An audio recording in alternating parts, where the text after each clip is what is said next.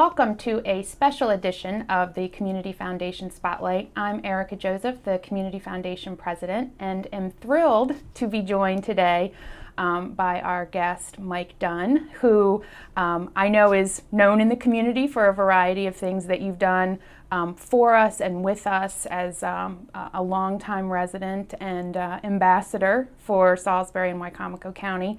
But we're here to talk about a really exciting sort of community-wide celebration that you have been spearheading on behalf of the entire area for a number of years. So let's talk a little red, white, and boom. It's that time of year, right? So when the calendar flips over past Memorial Day, then things start to really heat up. First off, thanks for having me. It's a pleasure. All mine. Truly. So Red, White, and Boom is coming. Sure, that's Salisbury's free community 4th of July fireworks. We've got some of them here on the show, on the screen. Pac 14 has been so wonderful to us.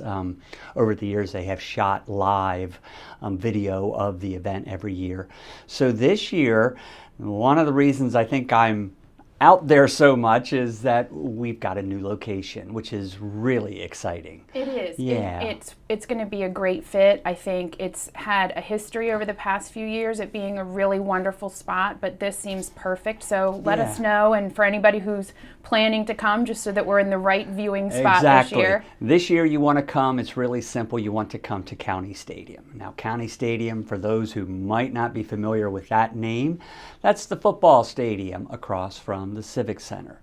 The fireworks themselves will be set off from the old Salisbury Mall property. Okay. We had to move because Bennett Middle School is going to be torn down, and it's going to kind of be a construction zone.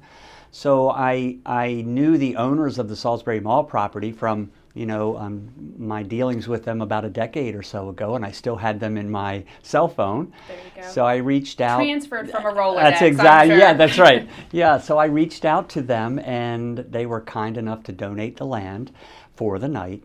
Now, the thing that we're trying to stress to people is that no human beings other than the people launching the fireworks or firemen or police officers will be allowed on that mall property. But the surrounding area, it has been so wonderful. Wicomico County Executive Bob Culver and County Council President John Cannon, I spoke with them. Director of Tourism has been helpful. The Civic Center parking lot is going to be available for everyone. So we thank the county for that. Of course, the City of Salisbury is our primary sponsor. Mayor Jim Ireton and City Council President Jake Tay, the entire City Council, they have provided for us the logistics support, fire trucks and public safety and public works, as well as financial support. So we thank the City of Salisbury also. And this year, we have our first premier sponsor, and that's a local business, John Robinson of Robinson's Family of Businesses. They are our premier sponsor. And so on the 4th of July, just come on over to County Stadium. We're opening the gates at 6:30. And what you're going to do when you get there, that's the fun part. That was going to be my question. Yeah. What are you going to do? Because that's always, everybody sits and waits wherever you're watching fireworks. And so you have such a special treat for the community because it's more than just hanging out with family, which is always fun, but, trying to figure out when is dusk, what time do I need to be there. You have it set up so that there's no wrong time to start gathering together anytime after 6:30. But what can people do to spend that time in a fun way? That's a great way of putting it, that there's no wrong time. So what we've done, we're going old school. We're going to the days of strolling minstrels, if you will. So we have hired a magician, we've hired a juggler, we've hired a clown, we've hired a balloon maker, we've hired face painters, and they are going to be strolling through the crowd. So if you and your husband and son come out there, the magician's going to stroll up to you at your blanket and your lawn chair and kind of entertain for a little bit. So they'll be strolling through the crowd from 6:30 right until fireworks time. We also have, courtesy of Sunrise Church, we're going to have 3 different inflatables set up in the one end zone at Y High. So they're bringing their inflatables over. That's going to be fun. Then at 8 o'clock, we're doing something that's really cool, suggested to me by my good friend Laurie Twilley. And we're doing it, her 3 kids, who are all full-grown adults now, Luke, Liza, and Grant Twilley, they're sponsoring the Kids Kazoo Parade. So at 8 o'clock, Laurie and her kids used to see this down in Virginia Beach. So at 8 o'clock, every kid who's there is going to be handed a kazoo. They're also going to be handed a mini American flag. They're going to take 1 lap around the track at County Stadium. So this is going to be sort of the, hey guys, we're getting ready to, start the show and give everybody a chance to be involved. And also, we've got some great food vendors out there. So if you're hungry and you don't want to do the barbecue at the neighbor's house or whatever, we've got all sorts of food. We've got homemade ice cream. We've got snow cones. We've got pastries and everything. So it's what we're doing is just trying to create a great family atmosphere. And it's an Americana. It's as Americana as it gets. Come on out with your family. Bring your blanket. Bring your lawn chair. Enjoy. We're also having Adam's Radio Group, who is new to the community. They're going to be playing music for us. They're going to have some of their radio vans there and live broadcasts. So it's just going to be a lot of fun. Now, it sounds like just a great collection of involvement from the community, but we know as much as it takes in terms of volunteer support and people stepping up to add their piece, there's also a financial component. Yeah. Fireworks are not free. No. Some of the logistics, the city's bringing together a lot of that. So you have been, this year and in years past, helping to drive all of this effort and to engage that financial support. You mentioned Robinson's and their premier level sponsorship. What a wonderful, generous contribution from them. But it's not only about the big players. I know that local foundations, Purdue and Henson, the Community Foundation, Robinson's, the city, those folks are leveraging together, sizable pieces of the pie. But it's also these visits that you're making sort of door to door. And we see at the foundation, because we're holding those funds each year for Red, White, and Boom, that are coming in $5, $10, $25. Talk a little bit to the viewers about how that all comes together and how they can be part of this. Well, that's a great point. We could not do this. I know this is your show and this is the Community Foundation show, but we literally couldn't do this without the Community Foundation. When I came to you all a couple of years ago and said, hey, we need a place to hold our money and where can we do it? And you guys have been so wonderful in giving us a grant. And as you mentioned, we have the major players too. This is a door-to-door effort, and what I mean by that is every year I get my cell phone out and I get addresses and I address envelopes to my friends, my associates, my family, and a lot of businesses where, because I've grown up in this community, I know that, Joe X is the president of company Y, and I'll go in and I'll go see Joe and I'll hand him an envelope and ask him to make a contribution. And they are. And they are, and that's the great part.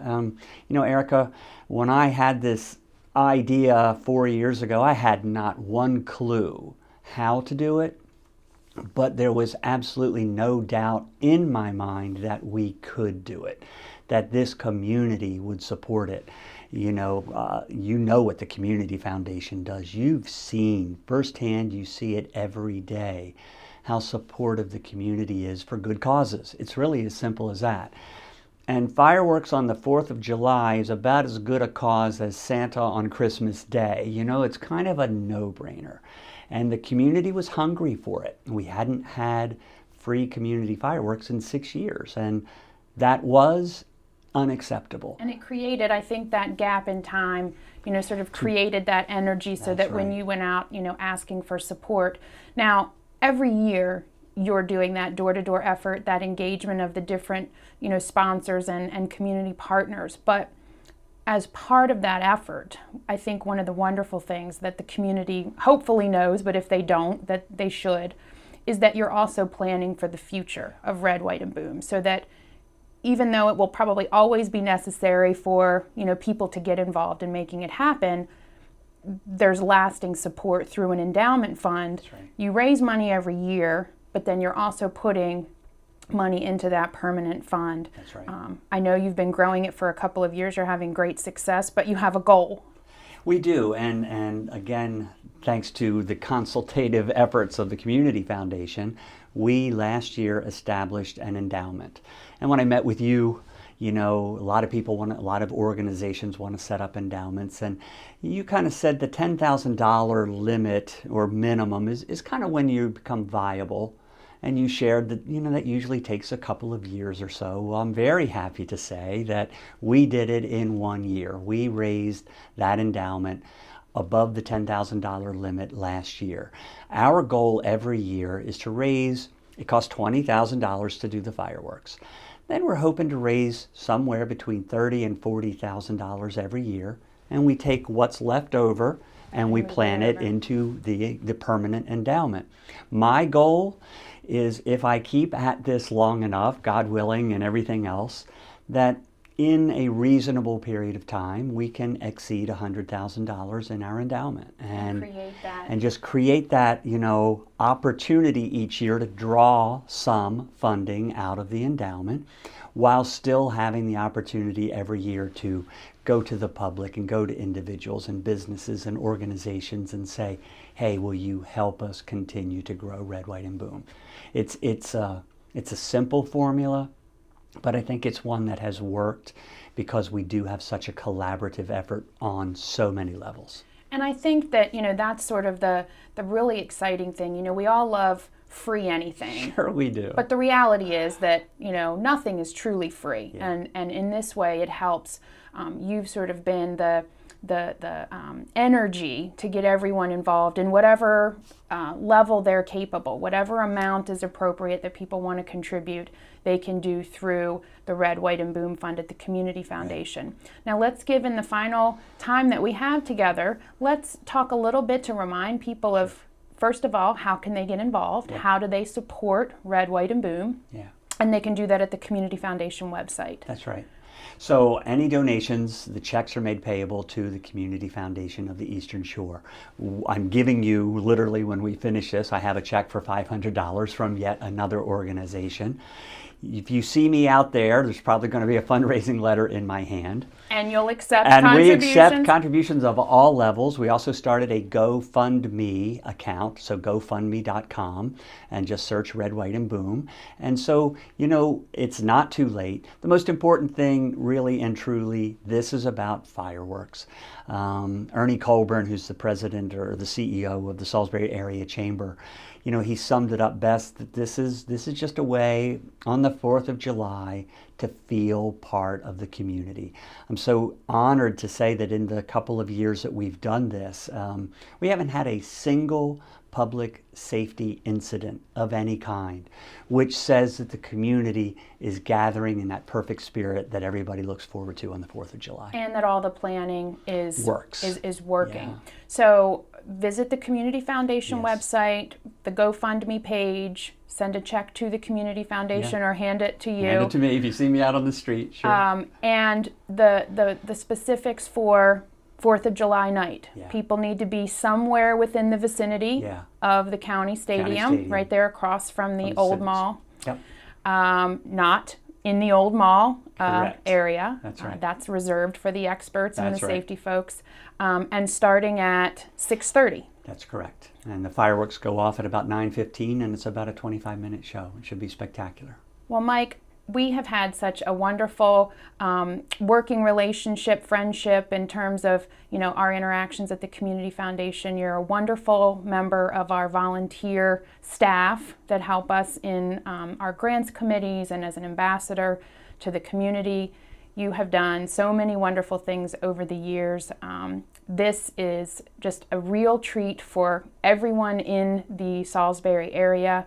On behalf of the entire community, I just want to say thanks to you and the team that does this. I know It's not just Mike Dunn, but you really put yourself out there every year, to be the push behind this that makes it happen. So on behalf of all of us, thank you very much. You've been watching a special edition of Community Foundation Spotlight, here with Mike Dunn highlighting this year's Red, White, and Boom festivities.